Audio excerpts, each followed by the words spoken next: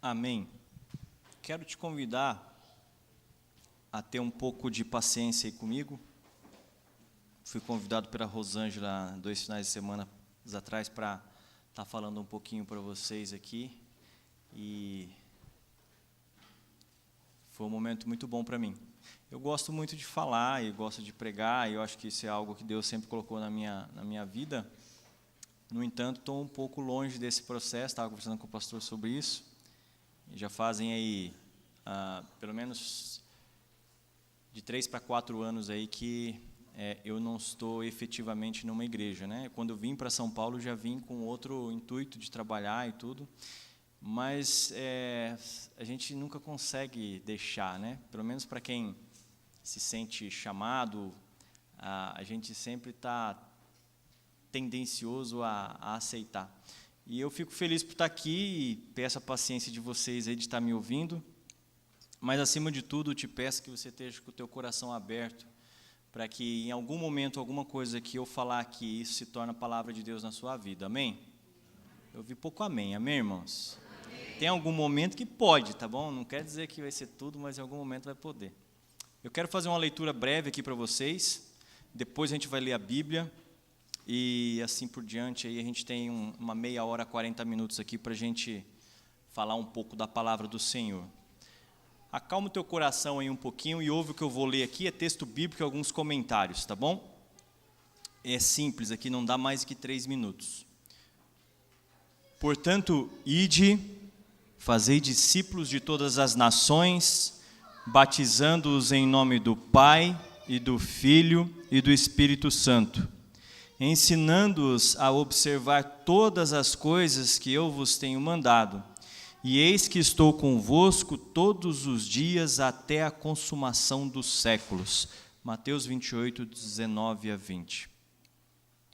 A passagem acima, muitas vezes referida como a grande comissão, está entre as últimas admoestações de Jesus aos seus discípulos antes dele ascender ao céu. Mateus reflete sua ênfase para a igreja. E fazer discípulos de todas as nações.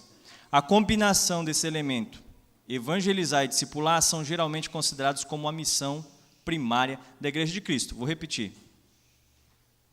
A combinação desses dois elementos, evangelizar e discipulado, são geralmente considerados, quer dizer que tem vezes que não se considera, como a missão primária de Cristo para a sua igreja. A missão da igreja, na realidade, é uma continuação do ministério terrestre de Cristo. Jesus viu que redimir as almas dos homens era seu propósito completo de vir à terra. Aí ele cita um texto bíblico, porque o Filho do Homem veio salvar o que se havia perdido. E por sua vez transmitiu esse mesmo objetivo aos seus discípulos. Ele lhes disse: vinde após mim e eu vos farei pescadores de homens.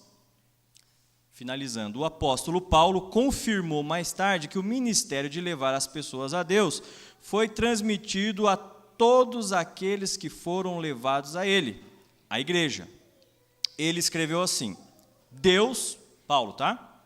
Deus nos reconciliou consigo mesmo através de Jesus Cristo e nos deu o ministério da reconciliação. É o propósito de todo crente e não apenas de pastores. Todo mundo entendeu o que eu li? Sim ou não? Ficou alguma dúvida?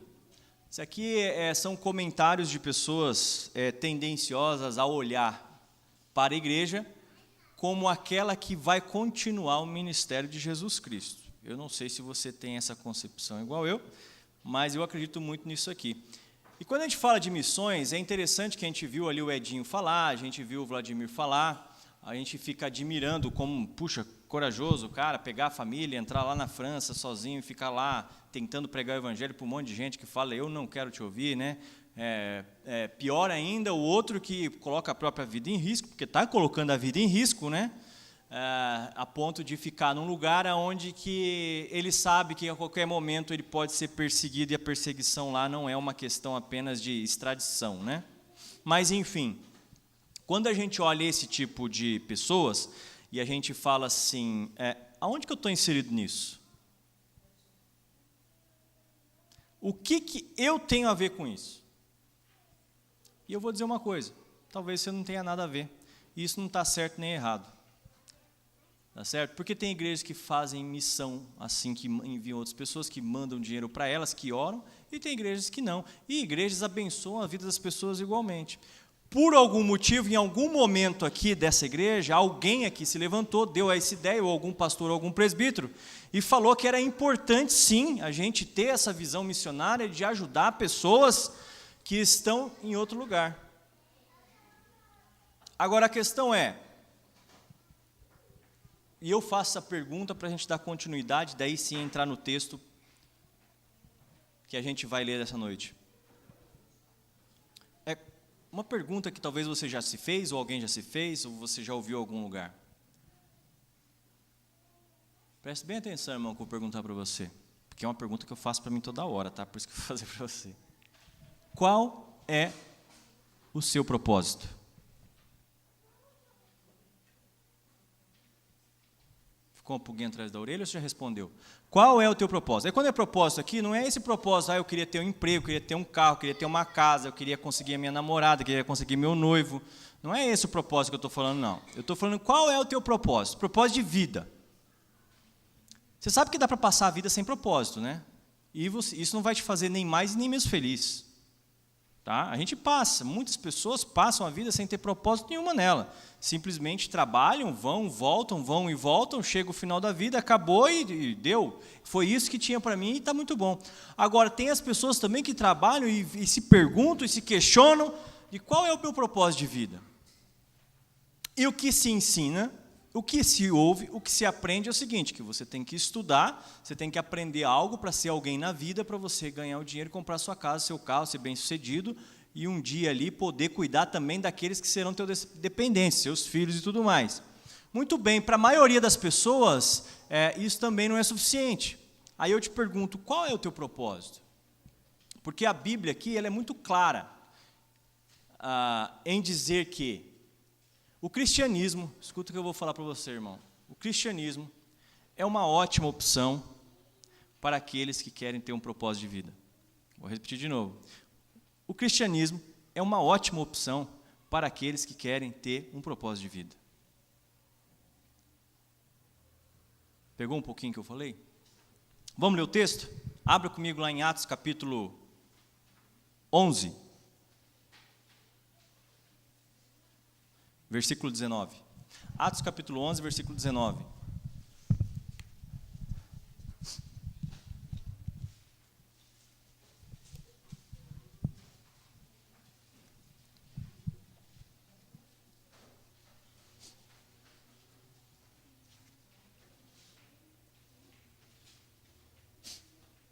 Todo mundo achou? Não? Hoje com o celular está mais fácil achar, hein, irmãos? Quem quiser, eu gosto de usar. A Bíblia às vezes é complicadinha. Peço desculpa para vocês, eu peguei um resfriado hoje. Sei não se não vou ter que ir no banheiro um pouquinho. Vamos ler? A minha está na Nova Versão Internacional, tá? Talvez possa divergir um pouquinho do que você tem aí. A igreja em Antioquia, nós vamos ler do versículo 19 até o 26.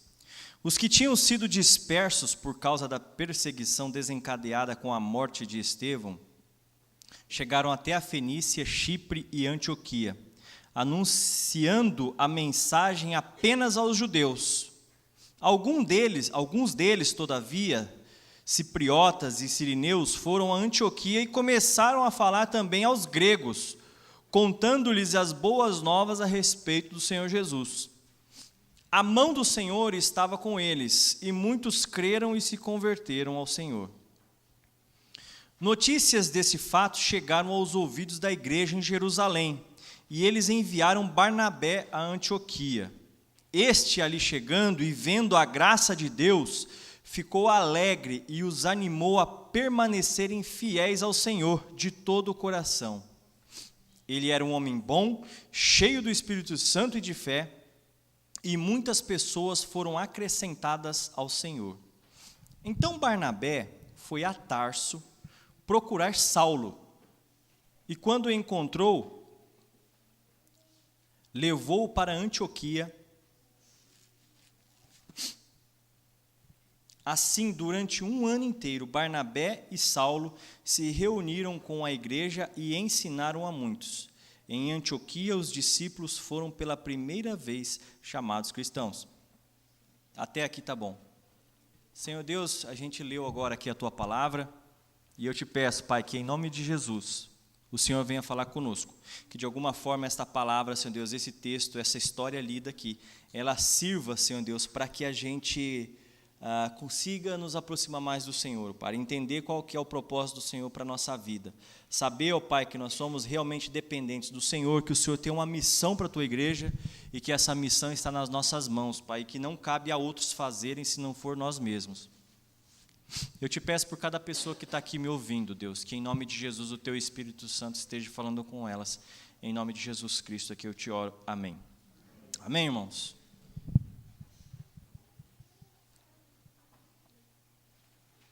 A gente está realizando mais um domingo de missões. É sempre o quarto domingo aqui nessa igreja, né? E para tanto, a gente está fazendo uma meditação naquele livro que mais pode nos falar, nos dizer, nos acrescentar algo sobre a proclamação do Evangelho de Jesus Cristo.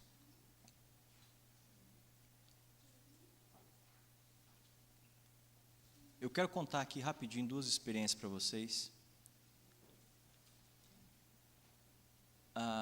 Semana retrasada, eu estava com a Helena, minha filha, no supermercado, e logo que a gente desceu do carro, a gente desceu e foi na frente do supermercado, tinha uma senhora com umas balinhas, umas gominhas assim, vendendo, e tinha uma cara de necessitada, e me olhou com aquela cara assim, de muita compaixão e falou assim, me ajuda um pouquinho, por favor. E eu, com muita pressa, falei assim, tá bom, na hora eu ajudo, já pensando que talvez na volta ela já não estivesse ali, né?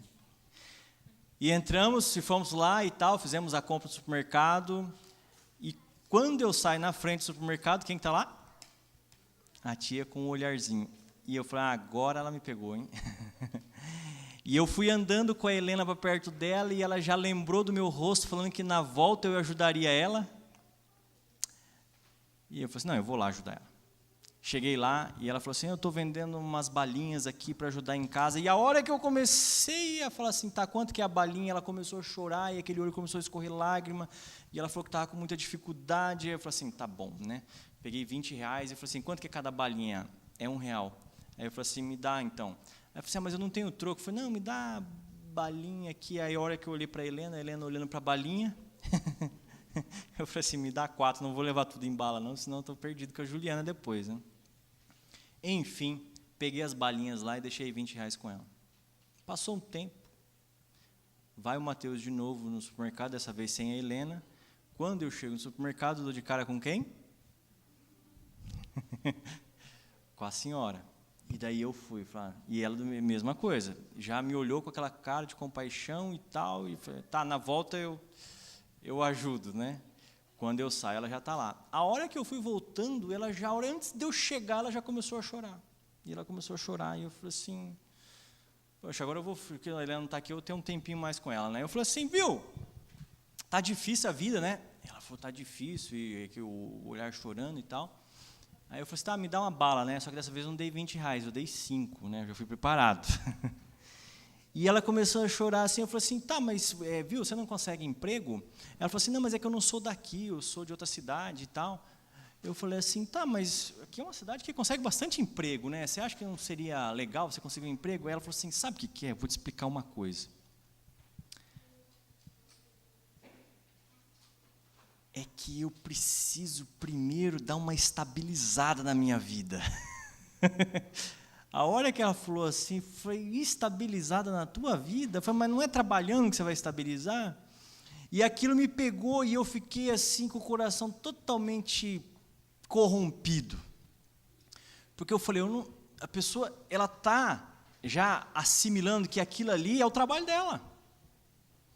Ela está querendo estabilidade naquela função de chorar na frente da pessoa e pedir um dinheiro. Tá certo? Fecha aí um pouquinho. Outra situação. Agora, eu não sei de quem você está acompanhando no Facebook aí. A Juliana está com uma foto de um rapaz no Facebook. Ela encontrou outro dia esse rapaz lá pegando as crianças na escola e o rapaz pediu ajuda. Eu vou ser bem sucinto aqui. E esse rapaz, pelo fato da Juliana ter pego o lanche da Heleninha e dado para ele comer, ele agachou e começou a chorar. E daí a Juliana, mas por que você está chorando e tal? Ele contou a história da vida dele, que o pai dele batia nele, com 14 anos ele fugiu de casa, foi escorraçado de casa e virou andarilho, está com 27 anos.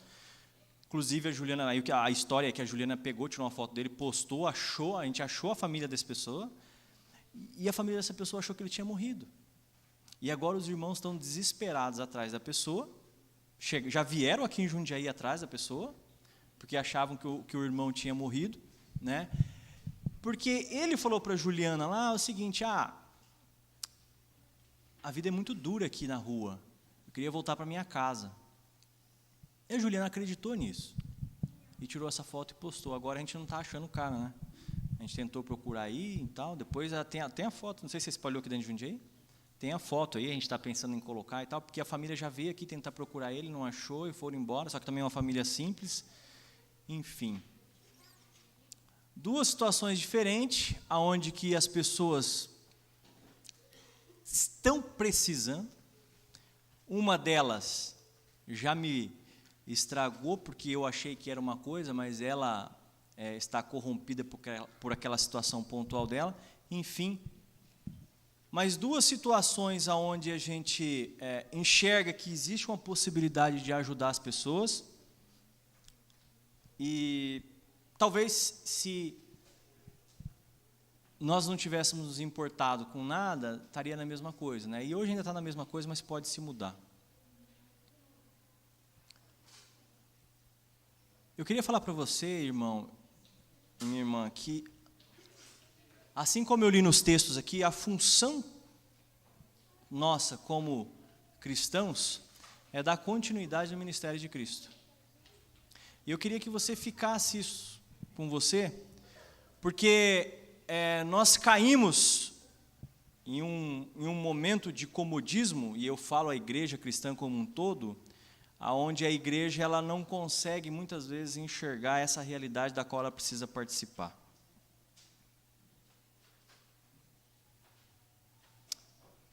Antes da gente falar sobre o texto especificamente disso, eu quero dar uma contextualização de como que estava Atos, por que a gente chegou aqui e o porquê que tem pelo menos duas palavras importantíssimas aqui que servem como exemplo para nós como igreja de hoje, tá bom? Mas, para quem não conhece, eu acredito que a maioria conheça, mas a gente vai estar falando um pouquinho do que acontece, o que está acontecendo aqui em Atos. Você já deve ter passado por aquilo que eu vou te falar agora. Momentos da sua vida onde talvez você não entende o porquê está acontecendo isso, momentos de dificuldade, onde você questiona o porquê que determinadas situações difíceis acontecem na sua vida, mas que com o passar do tempo elas caem no esquecimento e depois você volta lá atrás e você consegue enxergar a mão de Deus em determinados momentos da sua vida e você consegue linkar isso àquele momento e entende que a Bíblia tem razão quando Paulo diz que ele age em todas as coisas para o bem daqueles que o amam. Essa lição de que as coisas que acontecem com a gente, elas são uma realidade, fica muito clara aqui no Atos dos Apóstolos. Esse cuidado de Deus, esse agir de Deus, esse controle de Deus nos momentos difíceis. Porque o livro de Atos, ele fala de momentos felizes, ele fala de momento de crescimento da igreja, ele fala da descida do Espírito Santo, mas o momento de Atos também fala de momentos muito difíceis, momentos de perseguição, momentos de angústia, momentos de prisão, momentos de dificuldade, momentos de doença. E para chegar a esse ponto de reflexão aqui do capítulo 11, versículo 19, eu queria agora entrar propriamente no que está acontecendo com Atos. É importante você mensurar que lá no capítulo 1, Jesus Cristo fala assim para os seus discípulos: olha, vocês não saiam daqui enquanto não vir aqui o outro Consolador.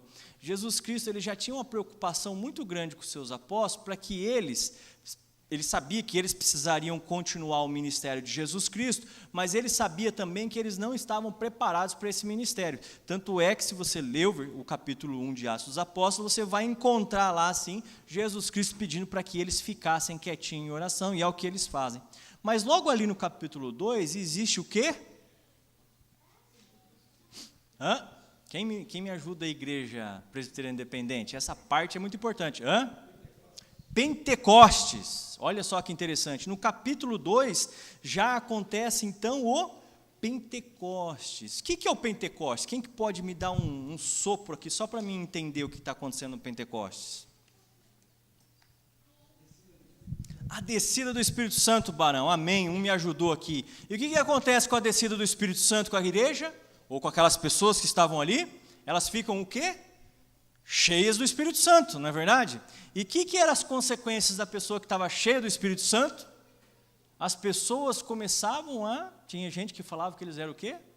Se tivesse droga naquela época, era usuário, né? O pessoal ficava em transe realmente. As pessoas falavam em línguas, olha só que interessante. E não só falavam em línguas, como aqueles que ouviam também entendiam. É verdade, não é a palavra do Mateus, tá? Isso aqui é o que está lá em Atos dos Apóstolos, capítulo 2. A pessoa falava em língua dos anjos, e aqueles que estavam ouvindo eles falar, entendiam na sua própria língua aquilo que eles estavam falando.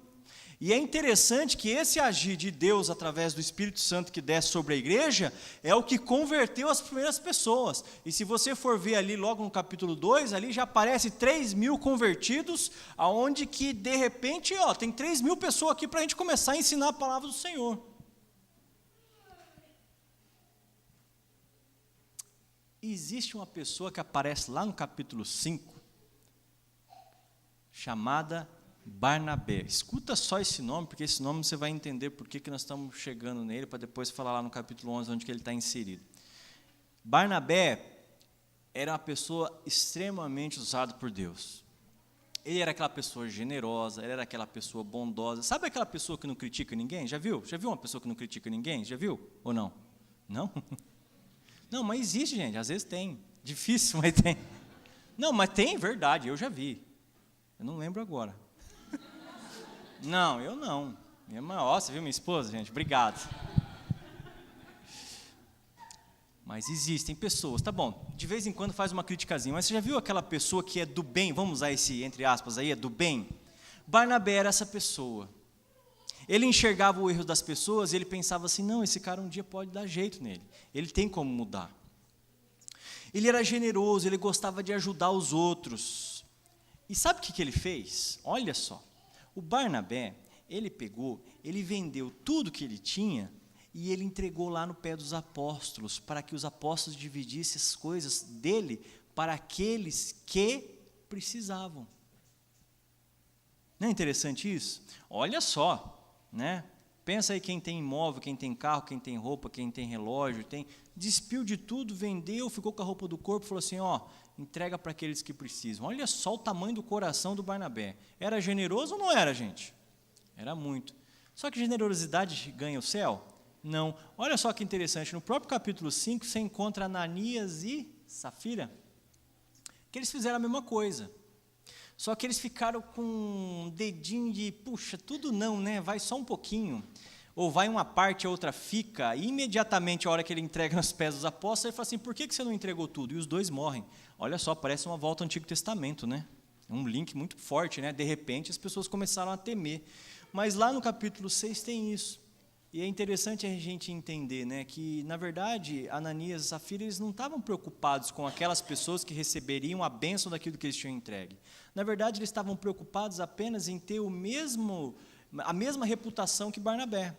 A preocupação era com Barnabé. Eu quero ser visto como Barnabé, como essa pessoa humilde e generosa. Os meios que eu vou fazer, isso não interessa muito, tanto é que não valia muito a pena entregar tudo. Entrega uma parte só para eu ter a visão.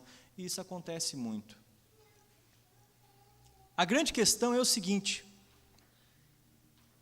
é que lá, por volta do capítulo 10, se não me engano, agora não estou aqui marcado, tá?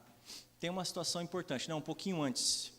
Agora eu fiquei curioso de falar para vocês o versículo certo. Capítulo 6 ainda. Tem uma discussão importante, aonde que algumas viúvas gregas estavam sendo tratadas diferente das viúvas judaicas. No quê? No recebimento daquela cesta básica da época. E daí o que acontece? As pessoas chegam para Pedro e falam, Pedro, está com um problema aqui. Tem umas mulheres aqui, gregas aqui, que são viúvas, que estão achando que estão recebendo menos do que as viúvas judaicas. E Pedro, ele dá uma resposta dura, como o jeitão do Pedro é mesmo. Ele fala assim, o que eu tenho a ver com isso? Eu preciso orar e pregar a palavra, meu irmão. E daí sabe o que acontece com isso? Surgem os diáconos. Porque daí fala assim, pegam pessoas aí cheias do Espírito Santo e põem essas pessoas para resolverem isso. Eu não tenho tempo, Pedro, né, falando, né? Eu não tenho tempo, eu preciso me dedicar à oração e à palavra, pastor Isaías. Né? Mas ali é instituído o quê? Os diáconos. E vem 2 diáconos extremamente cheios do Espírito Santo. Um deles chama Estevão e o outro chama... Alguém me ajuda? Felipe. O que acontece com Estevão? Aqui a gente... O Estevão, ele era um homem cheio do Espírito Santo. E olha só como que são as pessoas cheias do Espírito Santo. Só que o Estevão, ele era uma pessoa que não tinha muito tato aí para falar, né? Por quê? O que acontece? As pessoas chegam e falam assim para Estevão, porque ele era um homem que pregava o evangelho também, ele não era só um diácono que distribuía as cestas, tá? As pessoas confrontam Estevão falando assim, Estevão, isso que você está falando é verdade, que você crê nesse Jesus e tal, isso está errado. Aí sabe o que Estevão fala para as pessoas que estavam querendo perseguir ele? Ele fala assim, olha, o que eu falo é a verdade. O grande problema é que eu falo a verdade de um Jesus que foi morto. Aliás, foi morto por vocês. Foi morto por vocês, e assim vocês fizeram com os profetas do Antigo Testamento. E começa a acusar. Ele causa tanta raiva nas pessoas, o que as pessoas fazem? O que fazem com Estevão? Apedrejam ele. Estevão é apedrejado até a morte. E daí, como é que é a morte de Estevão? Vocês lembram disso? É muito romântico e bonito, né? Mas não para quem estava levando pedrada. Mas o Estevão, ele tem a mesma frase de Jesus Cristo na cruz. O que ele fala? Pai, perdoa porque eles não sabem o que fazem. Pessoas cheias do Espírito Santo fazem a mesma coisa que Jesus fazia.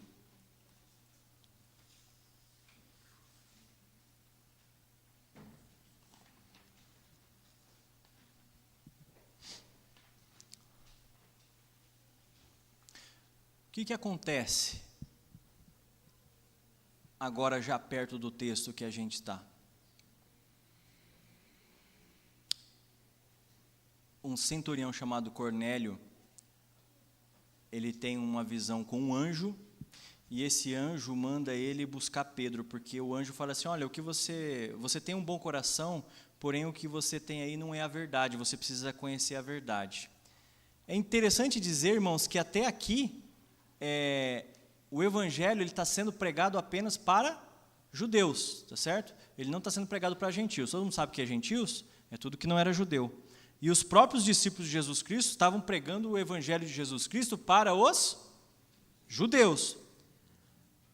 Ao mesmo tempo que Cornélio tem essa visão do anjo, Pedro também está orando lá, o pessoal vai comer, o Pedro para orar e ele tem uma visão. Olha só como que é o Atos dos Apóstolos, né? Ele vê um lençol e sobre esse lençol tem vários bichos. E vem a palavra do Senhor e fala assim, mata um e come. E daí o Pedro fala, não, eu não como coisa impura. E daí a voz vem e fala para ele, não, aquilo que eu purifiquei você pode comer. E daí Pedro fica encucado, o que eles estão querendo dizer com isso? E ao mesmo tempo aparece o pessoal atrás do Pedro, porque o Cornélio queria falar com ele. Quando o pessoal aparece, o Pedro entende, fala assim, não, é eu que vocês querem, eu preciso falar com Cornélio realmente. Aí, o Pedrão, como ele é, né, bem grosso, ele chega na casa do Cornélio e ele diz assim, pensa só, barão, bem sabes vocês que eu não me sento com gente imunda. É uma bela de uma frase para você chegar e começar a falar de Jesus Cristo, né? Mas, querendo consertar, né, aquilo que Deus purificou, eu posso me achegar. E daí Cornélio, tá bom, senta aí, né, depois de ter falado todas essas palavras. E a questão é que Pedro prega para Cornélio, e eles aceitam Jesus Cristo, e o Espírito Santo desce sobre esse povo de novo. E eles começam a orar em línguas, e aqui tem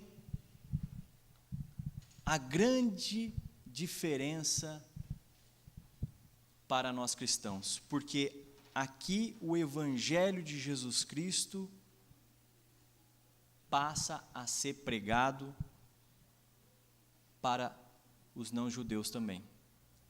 Nesse meio tempo, tem o Saulo, que lá atrás já consistia na morte de Estevão, né? Para quem sabe, quando Estevão é apedrejado, Saulo está lá. Ele tem aquele momento de conversão dele, onde que ele estava indo perseguir os cristãos, depois de ter matado Estevão. A igreja da época, o que aconteceu? Correu, eles foram para outros lugares, que é o que fala aqui no versículo 19. Depois da morte de Estevão, o que aconteceu? As pessoas vieram perseguindo, que as pessoas fizeram para salvar a sua própria vida, e eles saíram e foram para outros lugares. Só que nesses outros lugares que eles foram, eles também começaram a pregar o Evangelho de Jesus Cristo.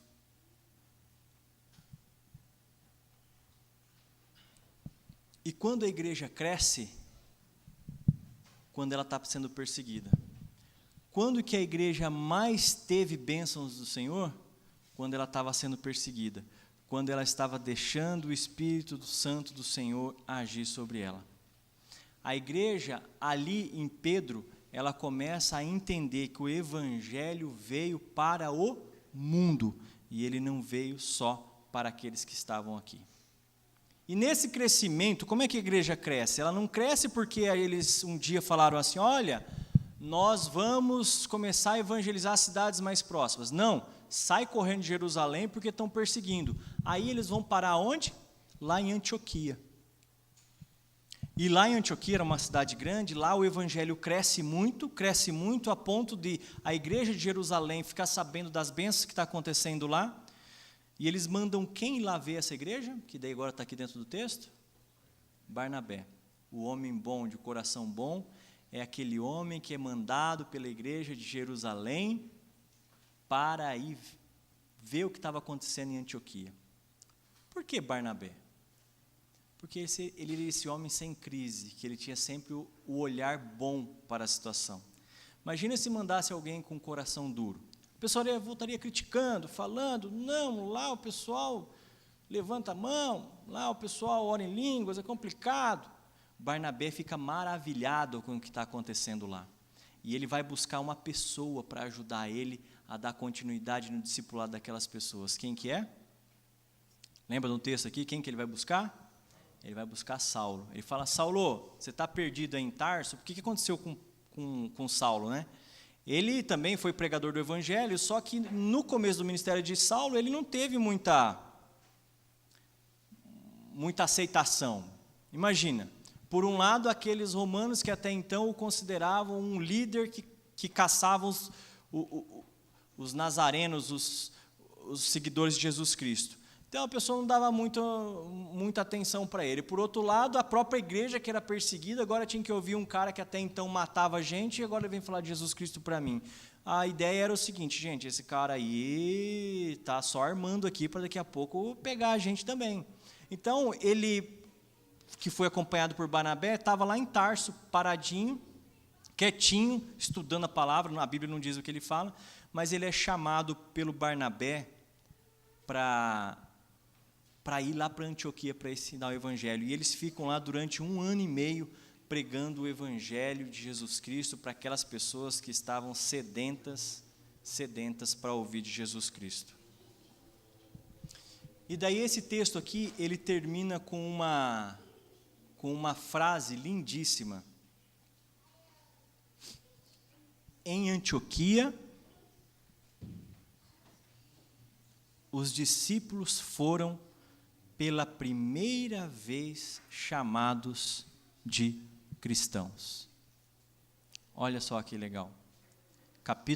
Marca aí para você, capítulo 11, versículo 26 de Atos, é aonde que nós ganhamos a denominação de cristãos. Até então era o quê? Eram designados como nazarenos.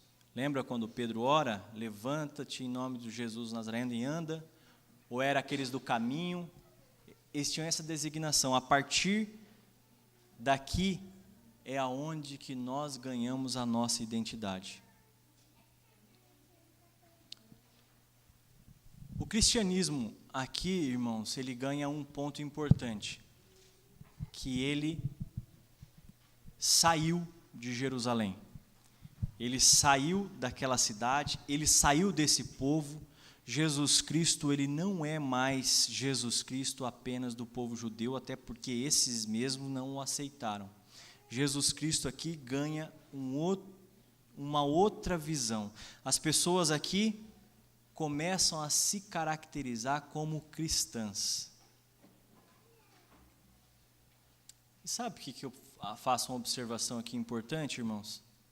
Que hoje a gente vive um caminho contrário disso. Já parou para perceber? Você quer que eu te explico? A gente, depois de cristãos, nós somos denominados o quê? Quem que me ajuda em história? De Igreja Universal, que se chama Igreja Católica.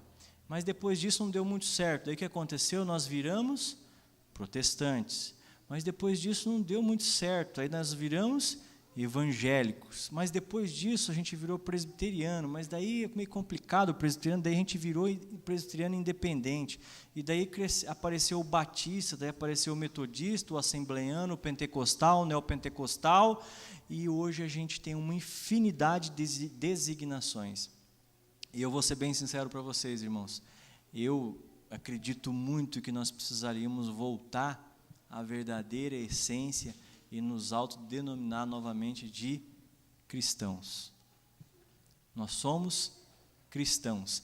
Cristão, da mesma designação, é aquele que segue a Cristo, a ponto de você não colocar mais o seu nome à frente, porque você coloca o nome daquele que é o seu mestre. Então eu não sou o Mateus, eu sou cristão. Eu sigo a Jesus Cristo.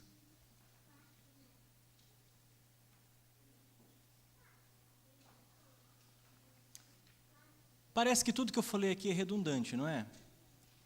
Mas pega um pouco da história agora de Atos, pega um pouco da história de Paulo de Tarso, pega um pouco da história de Barnabé, pega um pouco da história desses homens e coloca na vida da realidade hoje da igreja. Não da igreja presbiteriana independente, mas de uma forma geral da igreja. Ou melhor, coloque hoje a realidade dessas pessoas na nossa realidade hoje. Acontece que hoje a igreja, ela virou muito mais um momento de ritual, um momento de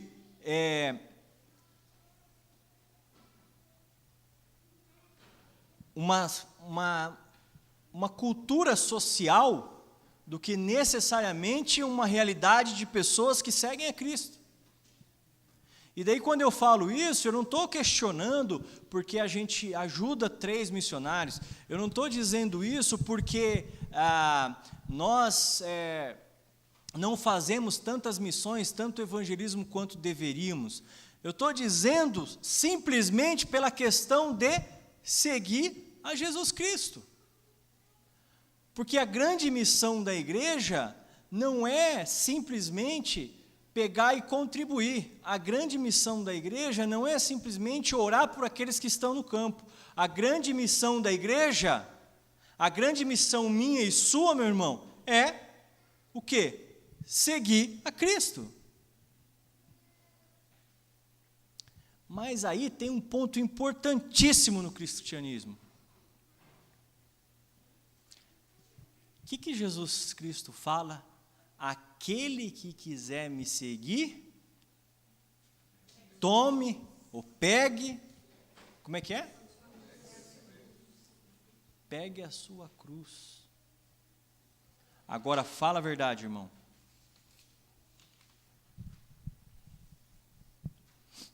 Aquele que quiser seguir a Cristo, pegue a sua cruz.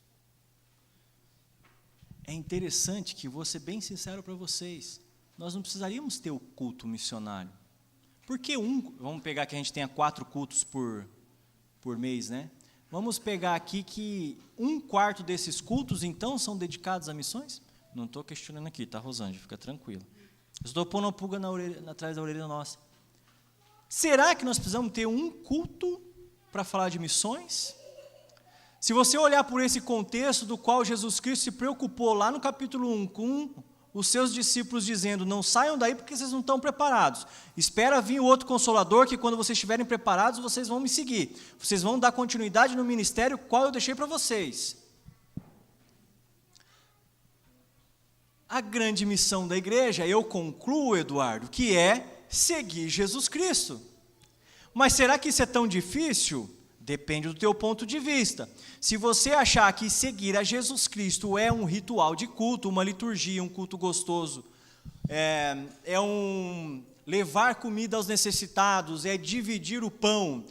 Se você for considerar que fazer missões é fazer a contribuição de R$200 mensais para esses missionários, se você for levar, talvez não seja tão difícil não. Nós estamos organizando aqui a ceia, né, do dia 24, acredito que não vai ser tão difícil, espero que não seja. Mas isso não é difícil, irmãos. Porque isso é um pedacinho. O difícil é seguir a Jesus Cristo. E Atos dos Apóstolos, como eu disse, ele está cheio de pessoas que optaram por seguir a Jesus Cristo e pagaram um preço por isso. Ou você quer enumerar aqui quantos dos apóstolos aqui tiveram uma vida boa? Qual teve final feliz? Aqui alguém quer me ajudar ou não? Qual dos apóstolos teve final feliz? Tem uns que não tem fim, né? Vai saber. Mas os que falam o fim, ou é preso, ou é crucificado de ponta cabeça, ou é cuspido na cara. Aí é que está. A questão é a seguinte, o cristianismo, se você for ter um olhar para ele de cristianismo, para mim, ele é muito saudável, é o que se prega hoje, e a Bíblia é tranquila para você achar texto para dizer que ele é para você. A grande questão é a seguinte, cristianismo é seguir a Cristo. Seguir a Cristo implica, toma a sua cruz e siga-me. A grande questão é o seguinte, quem que gosta de tomar a cruz e seguir Jesus Cristo? Fala para mim, vamos ser sinceros, irmão, quem gosta de pegar uma cruz, pôr ela aqui e sair carregando? Eu lembro uma vez que eu vi um vídeo, um documentário você vai para Israel, e daí você tem os pontos turísticos, né? E você vê muito, não sei se alguém foi ou não, se viu isso ou não, mas eu vi só em documentário. E daí você vê lá as pessoas, os atores fazendo a paixão de Cristo, né? E tem o Jesus carregando a cruz, por onde ele realmente deveria ter carregado. E uma vez no seminário, nós assistindo um vídeo desse, nós demos muita risada, porque mostrava um Jesus carregando uma cruz e tal assim, mas quando você ia olhar, a cruz ela tinha uma rodinha embaixo, que era para deixar mais fácil o negócio, né? Não é assim que faz, não é pegar um faz de conta, põe uma rodinha na cruz para não pesar. É a cruz pesada, batendo de pedra em pedra.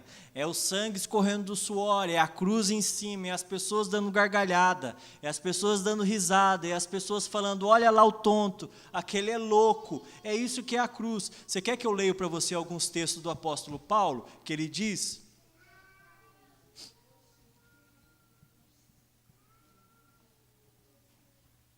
1 Coríntios capítulo 1, versículo 18. Porque a mensagem da cruz é loucura para os que se perdem, mas para nós que somos salvos é poder de Deus.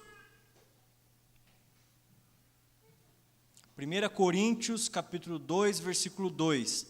Porque nada me propus saber entre vós, senão a Jesus Cristo e este crucificado.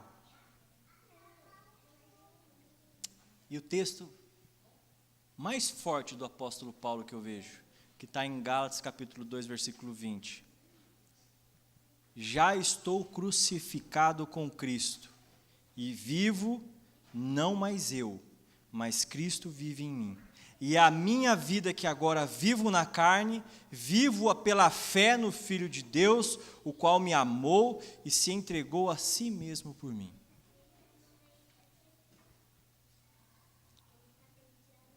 Aqui fazer missão pode ser difícil para você, irmão. Aqui fazer missão pode ser difícil para nós. Porque fazer missão, muitas vezes, é você ser como Barnabé foi. Quem que ia dar atenção para aquele Saulo? Um perseguidor das pessoas, um crítico, um torturador, uma pessoa que matava os outros. Quem vai dar crédito para uma pessoa como Saulo? Barnabé foi essa pessoa. Barnabé foi lá em Antioquia ver o que estava acontecendo. Barnabé trouxe a notícia, olha, o evangelho está indo para outro lugar. Barnabé teve a visão. Cara, quem que serve aqui para esses gentios? Eu tenho que buscar o Saulo. Saulo, quer trabalhar? Vem aqui que tem um pessoal que você vai se dar muito bem. Então, quando o apóstolo Paulo é chamado de o apóstolo dos gentios, e o responsável, claro, o responsável é Jesus, mas o corresponsável por o evangelho chegar até a mim, até você hoje, meu irmão, necessariamente eu não diria que é ele. Eu diria que foi Barnabé. Uma pessoa que soube ter uma visão da necessidade e colocar as pessoas certas no lugar certo, guiado por Deus. Mas a grande questão que fica para nós como igreja, e eu quero deixar esse desafio aqui para daí depois a gente cantar uma música, aquela que a gente cantou no prelúdio, que valor que tem a cruz para você? Esse valor é um valor que faz com que você queira tomar a sua cruz e seguir a Jesus? É essa pergunta que fica. Lembra aquele que eu falei no começo? Qual que é o teu propósito? E eu disse assim, o cristianismo é uma ótima opção para aqueles que não querem passar suas vidas em branco aqui na terra. Isso não quer dizer ir para o céu ou para o inferno, tá, gente? Não vai para esse lado, não. Mas o cristianismo é uma ótima opção para você não passar a sua vida em branco aqui. Porque muitas vezes a gente pode chegar ao final da vida e nos questionar de que tudo aquilo que eu fiz para mim mesmo. Mas aquela missão a qual me conferiram, talvez eu deixei a desejar. E qual é a missão para a igreja de Jundiaí hoje? O quanto dessa igreja aqui hoje precisaria mudar para que a gente voltasse à essência do cristianismo? O que será que eu, como cristão, posso fazer hoje para que essa igreja cada dia seja mais e mais missionária? Dentro desse contexto que eu estou te falando para vocês, tá? De ser um seguidor verdadeiro de Jesus Cristo. E isso ninguém pode responder, só você mesmo. É só você, em oração, e dizer, Senhor Deus, talvez eu não ame a tua cruz suficiente. Talvez eu preciso buscar um pouco mais desse amor por essa cruz do Senhor. Porque não é um caminho fácil, irmão. Não é um caminho fácil. Mas é um caminho de vitória. Olha só que interessante. É um caminho que, a partir do momento que o Espírito Santo age, e eu não vou entrar aqui no mérito da questão do que você acredita ou não, mas a partir do momento que o Espírito Santo age na tua vida, As pessoas podem até dar risada, pode te chamar de louco, pode te chamar do que quiser, mas você tem uma convicção tão grande daquilo que você não consegue levar isso em conta. Você só consegue pensar em Jesus Cristo como Senhor e Salvador. E de que Ele precisa encontrar outras pessoas. Né? Não sei se a gente vai achar aquele jovenzinho que queria voltar para casa e que a família achou que estava morta. Mas de alguma forma, ele sentiu o amor de Deus só em comer um pedaço de pão e sentar e conversar com alguém. O que será que a gente está precisando hoje? O que será que o irmão do lado está precisando hoje? O que tantos irmãos que já passaram aqui diante de nós estão precisando hoje para que a gente consiga voltar a esse primeiro amor? A mensagem da cruz ela é muito clara, irmãos. É uma mensagem de amor. Se você nunca estudou, eu queria que você pegasse e lê Atos dos Apóstolos, mas lê Atos dos Apóstolos olhando sempre para Barnabé. Toda hora que você vê esse nome Barnabé, para e lê, vê o que ele está fazendo. A gente precisa de mais Barnabés na igreja, irmãos. A gente precisa de mais Barnabés nesse São Paulo, que vai ser governado pelo Dória. A gente precisa de mais Barnabés nesse Brasil, que vai ser governado pelo Bolsonaro. O papel da igreja não é ficar apoiando esse ou aquele candidato. O papel da igreja é mostrar Jesus Cristo para as pessoas. Porque eu digo para vocês, qualquer pessoa que esteja lá em cima, crente, descrente, ateu, ela está suscetível a erro. Ela está suscetível a ser uma pessoa que vai trazer sofrimento para os outros que estão perto dela, para a nação dela. O que faz a diferença mesmo na vida das pessoas é Jesus Cristo. E um presidente, um governador, um vereador, ele não vai lá na frente falar de Jesus Cristo, até porque nosso Estado é laico. É até proibido ser tendencioso. Quem vai poder levar essa realidade de vida para essas pessoas que estão perdidas somos nós. E não tem outros, não tem outros. É você e eu, irmão. É você e eu. Qual é o valor que a cruz tem para você? Queria que você ficasse em pé comigo e cantasse essa música. Vamos louvar o nome do Senhor para a gente encerrar esse momento? Eu queria que você cantasse essa música, que eu acho que talvez ela por si só já serviria. Não precisaria a gente ficar aqui falando muito. Mas cante essa música como um louvor ao Senhor, como uma adoração, como uma entrega. Cantar isso como uma entrega ao Senhor é muito importante, amém?